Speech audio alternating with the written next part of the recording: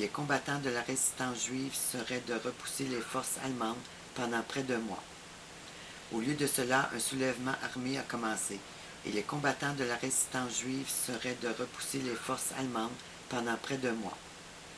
Le soulèvement du ghetto de Varsovie était le plus grand, le plus important soulèvement juif, et le premier soulèvement urbain en Europe occupé par les Allemands.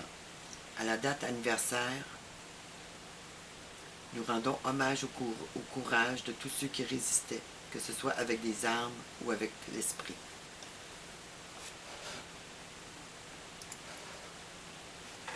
Alors, ça s'est passé dans le temps de Pâques. Puis là, on voit là, cette année, la Pâques 2014, que Obama, il a prié les musulmans au nom de...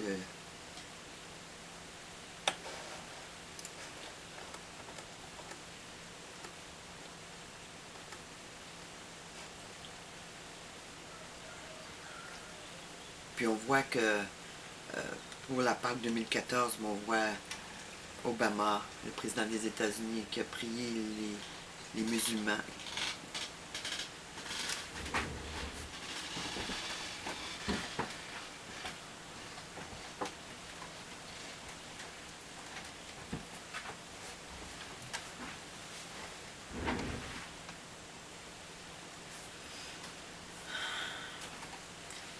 Puis on voit que cette année, le président Obama, pour la fête de Pâques 2014, il prend position pour les musulmans dans sa prière, dans son allocution. On voit que Rome fait la même chose. Alors il y a un vent de changement là, pour ce nouveau monde, ce jugement dernier qui vient sur le monde via ce grand calife mondial. Alors, continuons. Durant le siège, il y eut presque autant de problèmes qui ébranlèrent la ville de l'intérieur qu'il y en eut venant de l'extérieur. Il semble que ce fut chacun pour soi. On y comptait en effet plusieurs factions opposées,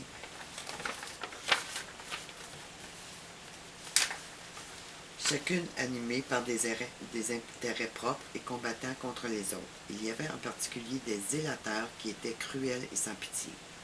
La pénurie de vivres était si terrible que certains en vinrent à se livrer au cannibalisme.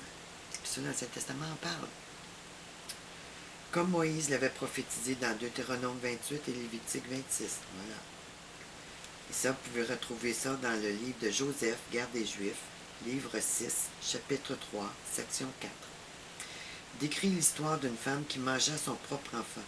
Les habitants de Jérusalem souffrirent horriblement durant ce siège, presque au-delà de toute description. L'assaut final commença à la Pâques, l'assaut final, comme les SS dans le temps de Pâques, en 1943. Alors que des gens venus de près et d'autres de loin se trouvaient dans la ville pour l'observer. Voilà qui rendit ce siège beaucoup plus terrible que s'il avait eu lieu à un autre moment. Les Juifs qui tentèrent de s'enfuir, parfois 500 ou plus par jour, furent capturés par les Romains et crucifiés devant les murs de la ville. Plusieurs cherchèrent refuge dans des cavernes sous la cité, mais tous finirent par soit mourir de faim, soit être tués par l'épée, ou encore être amenés en captivité. Les documents historiques indiquent qu'officiellement 1 357 660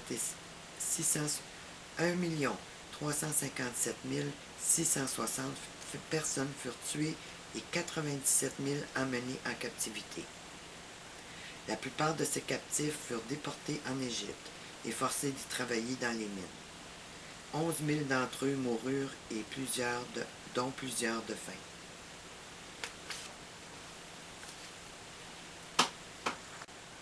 La plupart de ces captifs furent déportés en Égypte et forcés d'y travailler dans les mines. 11 000 d'entre eux moururent et dont plusieurs de faim.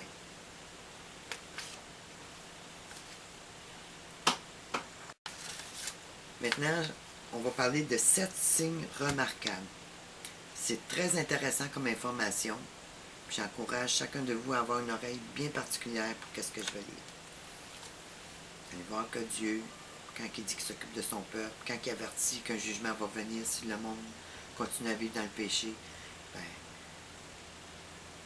il a donné des signes avant-coureurs du désastre. Alors, il nous faut à présent examiner certains autres événements marquants qui se produisirent pendant cette période d'environ 4 ans. Joseph, l'historien juif du 1er siècle, consigna les détails suivants dans Guerre des Juifs, livre 6, chapitre 5, section 3. Ce fut d'abord quand apparut au-dessus de la ville un astre semblable à une épée, une comète qui persista pendant une année. Alors Dieu donne des signes dans le ciel. Je vous en ai parlé l'autre jour. 2. Avant la révolte et la prise d'armes, le peuple s'était rassemblé pour la fête des Azimes, le 8e jour du mois de Sancticoche, le mois de Nissan. Quant à la 9e heure de la nuit, une lumière éclaira l'autel et le temple, assez brillante pour faire croire que c'était le jour, et ce phénomène dura une demi-heure. 3. Dans la même fête, une vache amenée par quelqu'un pour le sacrifice mit bas un agneau dans la cour du temple. 4. Et l'on vit la porte du temple intérieur tournée vers l'Orient, bien qu'elle fût en airain et si massive que 20 hommes ne la fermaient pas sans effort. S'ouvrir d'elle-même à la 6e heure de la nuit. Les gardiens du temple coururent annoncer cette nouvelle au capitaine qui monta au temple et fit fermer la porte à grand-peine. 5. Peu de jours après la fête, le 21 du mois Giar, on vit une apparition surhumaine, dépassant toute créature. Ce que je vais vous raconter paraîtrait même une fable si des témoins ne m'en avaient informé. Du reste, les malheurs qui suivirent ensuite n'ont que trop répondu à ces présages. On vit donc dans tout le pays, avant le coucher du soleil, des chars et des bataillons armés, répandus dans les airs, s'élançant à travers les nuages et entourant les villes. 6. En outre, à la fête dite de la Pentecôte, les prêtres qui, suivant leur coutume, étaient entrés la nuit dans le temple intérieur, la cour intérieure, pour le service du culte, dirent qu'ils avaient perçu une secousse et du bruit, et entendu ensuite ces mots comme proférés par plusieurs voix. Nous partons d'ici. Ça, c'est très important. Dieu est en train de parler à son peuple pour lui dire, nous partons d'ici. Puis si on regarde dans l'Ancien Testament, à chaque fois que Dieu envoyait le jugement sur Jérusalem, sur le peuple de Dieu, on voyait qu'il y avait la nuée s'élevait de l'arche et qu'elle sortait par la porte principale du temple de Jérusalem. C'est comme si Dieu disait, je me retire de vous et je vous envoie le jugement. Je vous abandonne entre les mains de l'ennemi. 7.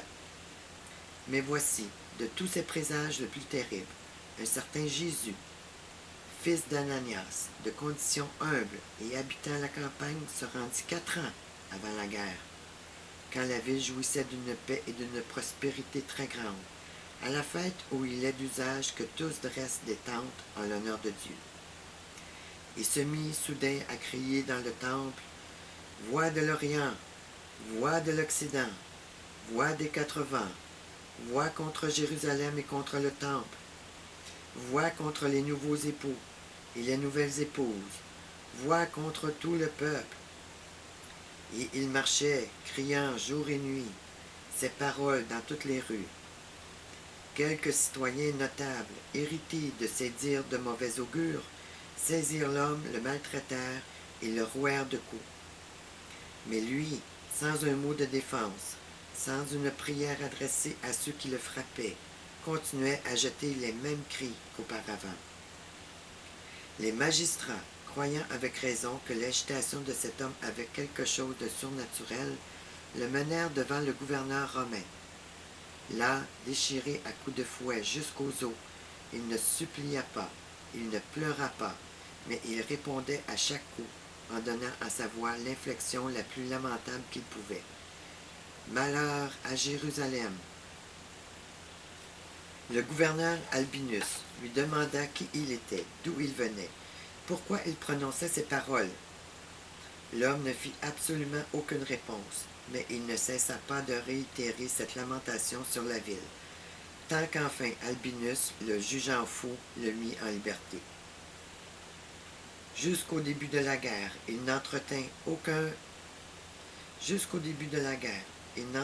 de rapport avec aucun de ses concitoyens. On ne le vit jamais parler à aucun d'eux. Mais tous les jours, comme une prière apprise, il répétait sa plainte. « Malheur à Jérusalem !» Il ne maudissait pas ceux qui le frappaient quotidiennement. Il ne remerciait pas ceux qui lui donnaient quelque nourriture. Sa seule réponse à tous était ce présage funeste. C'était pourquoi, lors des fêtes, qu'il criait ainsi. C'était surtout lors des fêtes qu'il criait ainsi. Durant 7 ans et 5 mois, il persévéra dans son dire, et sa voix n'éprouvait ni faiblesse ni fatigue. Enfin, pendant le siège, voyant se vérifier son présage, il se tut. Car tandis que faisant le tour du rempart, il criait d'une voix aiguë. « Malheur encore à la ville, au peuple et au temple !» Il ajouta à la fin, « Malheur à toi-même, malheur à moi-même !» Et aussitôt une pierre lancée par une onagre, qui est un arme, le frappa à mort. Il rendit l'âme en répétant les mêmes mots. Maintenant, nous allons voir la destruction de Jérusalem. Alors, vous voyez, Dieu a averti son peuple. Dieu avertit toujours par les prophètes qu'est-ce qui va venir dans la suite des temps. Puis ces jugements ne sont pas différents. La même chose s'est passée 2 ans avant le 11 septembre 2001, alors qu'un Juif est allé avec le chauffard devant les 2 tours pour annoncer le jugement à venir sur l'Amérique. Mais ça, les médias n'en ont pas parlé, mais c'est quelque chose que vous pouvez retrouver sur mon site.